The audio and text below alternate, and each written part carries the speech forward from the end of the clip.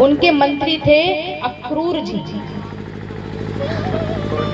तो अक्रूर जी से कहते हैं कि काम करिए, आप वृंदावन जाइए, वहां हमारे दो भांजे रहते हैं, कृष्ण और बलराम, उन्हें निमंत्रण देना है। तो अक्रूर जी कहते हैं कि किस बात का? तो बोले हम एक बहुत बड़े यज्ञ का आयोजन कर रहे हैं, तो उसमें मैं अपने सभी रिश्तेदारों को बुला रहा हूं, तो मैं चाहता हूं कि उसमें मेरे भांजे भी आए।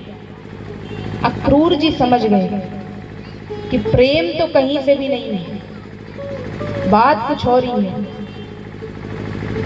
अब जाना तो पड़ेगा, राजा का आदेश है, तो जाते हैं। नंद बाबा ने पूछा कैसे आना हुआ? तो बोले पहले दोनों बालक घर आ जाएं, फिर बताते हैं, जब तक आप बताइए कैसे है।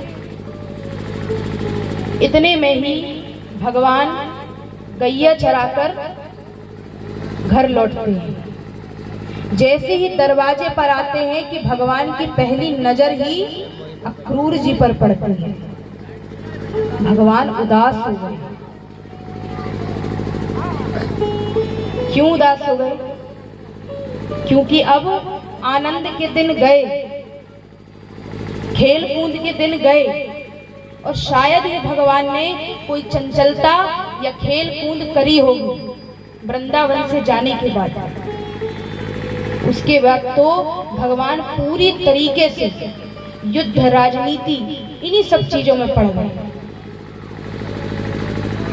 तो एक बार के लिए भगवान उदास हो जाते हैं कि अब सब कुछ खत्म, अब कर्म भूमि आवाज लगा रही है, जाना तो पड़ेगा, और सब प्रेमियों को छोड़कर जाना है। यशोदा मैया, नंद बाबा, ग्वाल बाल। तो भगवान अंदर आते हैं। अक्रूर जी ने पूरी बात बताई कि कंस ने दोनों बालकों को निमंत्रण भेजा है, अगर बालक आना चाहे तो। और देखिए, अगर कोई अच्छा सेवक होगा तो वो क्या कहेगा कि निमंत्रण भेजा है, राजा का आदेश है, आना पड़ेगा। लेकिन अक्रूर जी भी नहीं चाहते कि ये दोनों आए।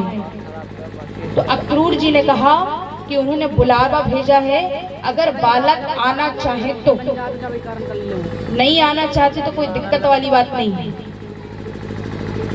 यशोदा मैया कहती है नहीं नहीं, मेरे बालक कहीं नहीं जाएंगे, वो इतने से बालक वहां, इतने बड़े बड़े राजा, उनका क्या काम उनके बीच, वो कहीं नहीं जाएंगे। नंद बाबा कहते अरे ऐसे कैसे नहीं जाएंगे, इसी बहाने मथुरा घूम आएंगे।